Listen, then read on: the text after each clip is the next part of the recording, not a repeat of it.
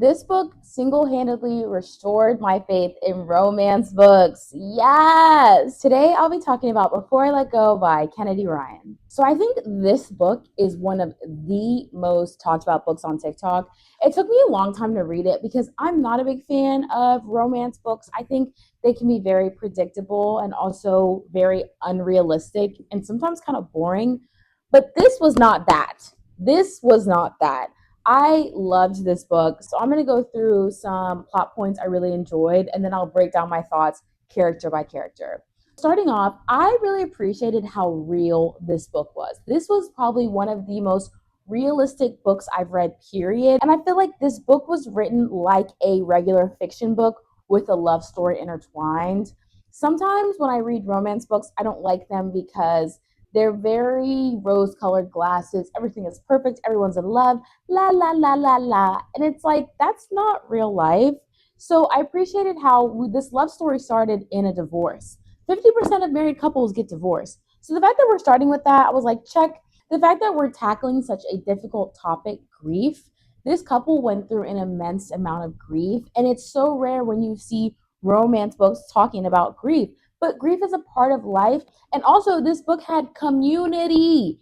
How many times do you see a romance book where it's like him and her, and they're just like in their own little bubble and nothing else and no one else exists? That happens all the time. But this book, there was community. There was the restaurant workers, there were Yasmin's friends, there was Josiah's like basketball friends, there was their children. I really liked how you got a full picture of their lives. Romance books, it's always so tunnel vision. So I loved how we had a full universe. We had an entire universe of people. Honestly, this video just might be like a masterclass on how to write romance. Okay, let's get into the main plot points. The fact that Josiah was dating.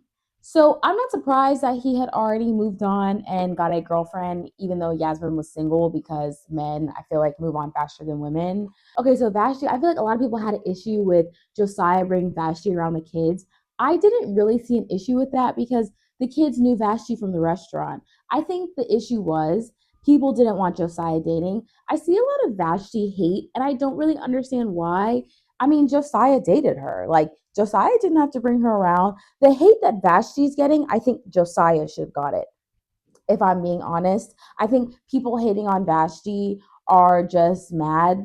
I think people hating on Vashti are sad because she literally didn't do anything. If anything, I feel like Vashti was very professional about the whole situation. She knew it was awkward, she knew it was uncomfortable, but she handled herself with grace. And I didn't consider Vashti to be the villain. And now that I think about it, I don't think this book had a villain. And that's what makes this romance book 10 times better than everyone else.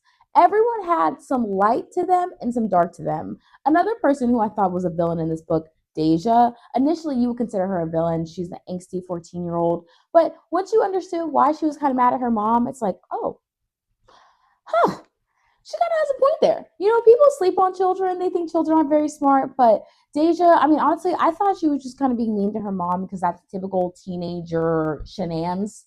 But once you learn, like, oh, she was mad because she equated her mom with breaking up her family, it was like, oh, I mean, she's 13. Like, how emotionally intelligent are you expecting her? If you're a 13-year-old and you overhear your mom ask your dad for a divorce, you're going to feel some type of way about it. You don't fully understand marriage. You don't understand love, life, loss, grief. You don't understand any of that. All you know is that you used to come home and see both your parents, and now you only see one. So initially, I feel like the villains were like Vashti and Deja, but when you really went into it, they were completely justified. Let me tell you who the villain is. Soledad's husband. I think his name is Edward. I don't feel like people talk about Edward enough. He is the villain. I don't know how many times Soledad would be like, oh, I don't know if my husband can make it, or oh, he's working a lot, making excuses for him not showing up as a father. That is part of your job description. Like when you become a parent, the children come first. And I feel like Soledad's husband, he put his work first. And I get, you got to pay these bills, keep these lights going, put these kids through private school. But I feel like he didn't see the kids as his sole responsibility. So in my mind, I think Edward was the villain. I am so glad Yasmin and Josiah ended up getting back together. I think they're a great couple. I love when families can reunite and everybody's happy and healthy. I saw some discourse online saying, oh, Yasmin and Josiah only got back together because they were physically attracted to each other. But to them, I say, did you read this book? Like, did you read every word? Because that's not what happened at all. They both went to counseling and they both realized that they still wanted to be with one another, and they tackled trauma and the demons they were fighting. Josiah, he had suppressed years of grief and depression, and he had kind of changed too. Because I feel like the Josiah that was married, he wasn't really treating Yasmin the way she should have been treated because he didn't know how to process his own grief. And Yasmin, I mean, she was devastated. Her child passed away, and their family friend had passed away too. So that made perfect sense why she could barely get out of bed. And I don't think, I've never experienced a stillborn pregnancy, but I don't think people understand what it is until you experience it. And they didn't give her enough grace. And their relationship was toxic. I feel like Josiah would have never admitted it, but if every time you see each other, y'all are arguing, that's toxic. Yasmin did what Josiah couldn't, and I think by them breaking up and taking some time apart, they were able to evaluate and figure out what they actually wanted. Yes, that physical attraction was still there, but what brought them back together was those honest conversations and them putting everything out on the table. Also, Josiah going to therapy.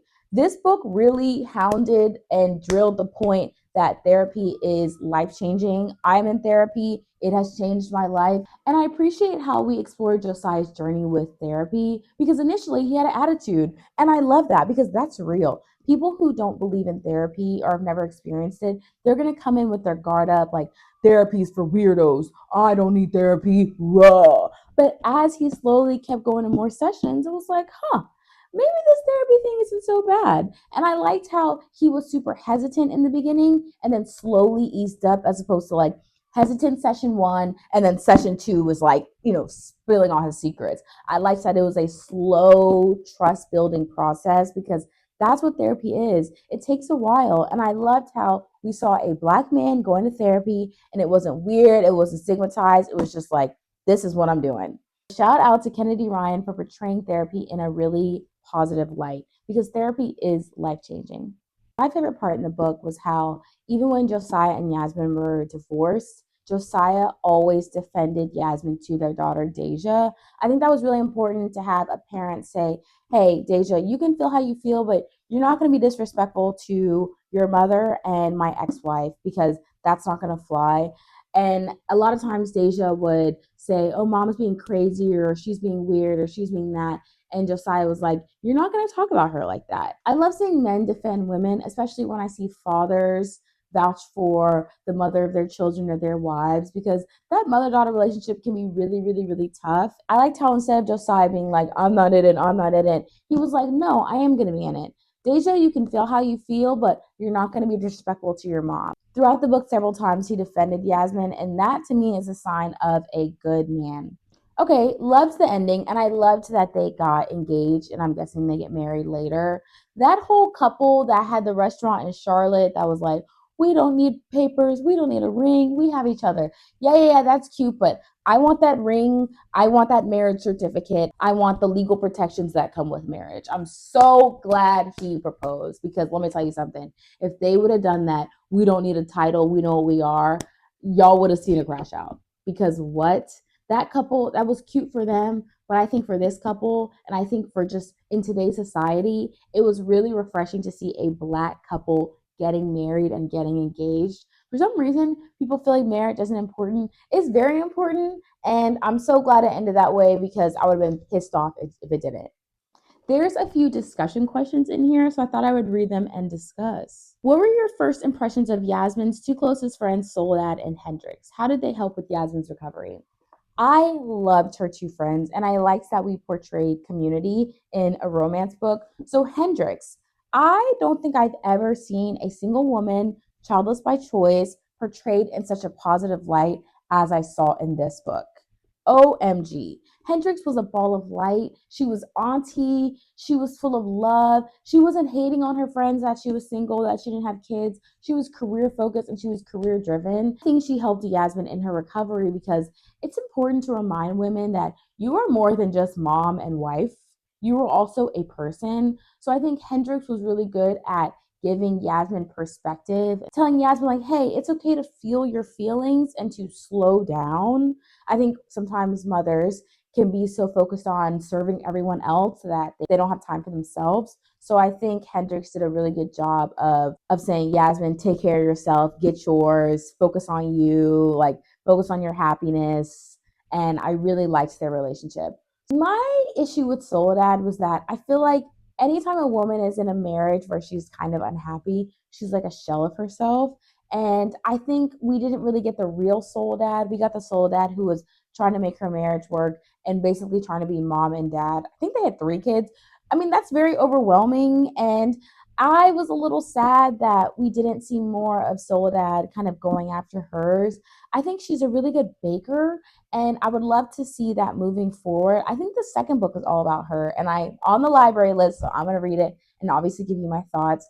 But I feel like we didn't get enough of Soledad. But of what we saw, she was very supportive, very kind. I think you always need a friend that's just going to listen to you without judgment. I think Soledad was the we listen and we don't judge friend. So I think both were super, super helpful in Yasmin's recovery. And I like that they didn't push Josiah, but also weren't like, oh, you should leave him. I think they did a really fine balance of saying, like, hey, girl, we support you, we love you, but also, that's a good man, Savannah. I thought they did a really good job of juggling both. So this was my review Before I Let Go by Kennedy Ryan. I tried to give a perspective I haven't seen, which is this book was so good because it's realistic. And even though it's a romance book, there's so many more aspects. This book is more so just a well-rounded story with a love story in it. Highly, highly recommend. I loved this book and I cannot wait for the second book. Bye.